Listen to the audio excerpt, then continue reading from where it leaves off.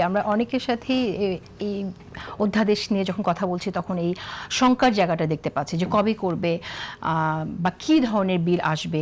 আপনার কি মনে হয় যে একটা ডেট তাহলে সেক্ষেত্রে সরকারের দেওয়া উচিত কিনা খুবই দ্রুত, যে আমরা এই সময়ের মধ্যে বিল নিয়ে আসবো এবং সেই বিলগুলো কেমন হবে তাহলে সেক্ষেত্রে স্পষ্ট করলে মানুষ জানতে পারবে। ধন্যবাদ আপনাকে, ধন্যবাদ জিটিভির যারা এই অনুষ্ঠানটি দেখছেন। বিষয়গুলো আসলে খুবই মানে যেটা আমি বলবো আর কি, যে বিএনপি এমন একটি সময়ে ক্ষমতায় আসছেন যেটি বিএনপির জন্য শুধু নয়, পৃথিবীর যে কোনো দলের জন্য এটা একটা কঠিন চ্যালেঞ্জ। চ্যালেঞ্জটা কোন দিক থেকে আপনি যদি দেখেন, সামাজিকভাবে চ্যালেঞ্জ, অর্থনৈতিকভাবে চ্যালেঞ্জ, রাজনৈতিকভাবে চ্যালেঞ্জ। আমরা বিশ্বাস করিনি যে বাংলাদেশে এইরকম একটা রাজনৈতিক চ্যালেঞ্জে একটা দল পড়বে বা একটা সরকার পড়বে।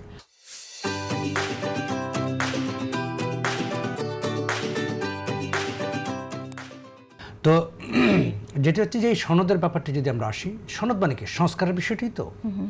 এখন এই সংস্কার এই বাংলাদেশে গত মানে 55 বছরই তো, 55 বছরে, গত 55 বছরে কারা প্রথম এই সংস্কারের কথা বলেছে বা সংস্কার করেছে? আপনি যদি এই বিষয়টা দেখেন, বিএনপি যতবার ক্ষমতায় আসছে ততবারই কিন্তু সংস্কার, রাষ্ট্রীয় সংস্কার কিন্তু বিএনপি করেছে। তো সুতরাং বিএনপিকে এই জায়গাতে আপনার আমরা বলতে পারবো না এখনই ব্যর্থ হয়েছে কিংবা বিএনপি করতে চায় না।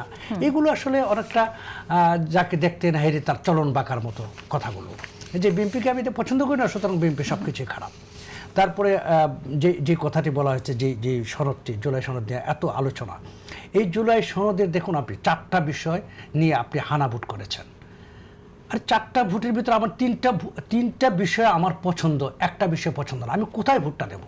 সুতরাং এইগুলো তো আসলে কিছু তো মানে বলা যায় যে এই জায়গাগুলোতে কিছু সমস্যা ছিল।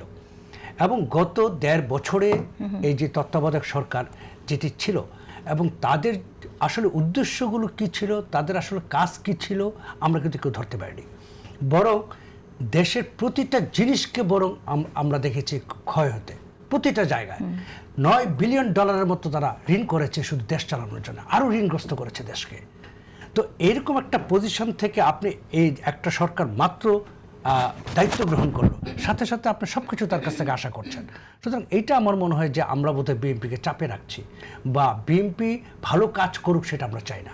তো আমার কথা হচ্ছে, এটা নিরপেক্ষভাবে যদি আমি বিশ্লেষণ করি তাহলে সেটা বলতে হবে যে একটা সরকারকে একটা সুনির্দিষ্ট সময় দিতে হবে আপনাকে।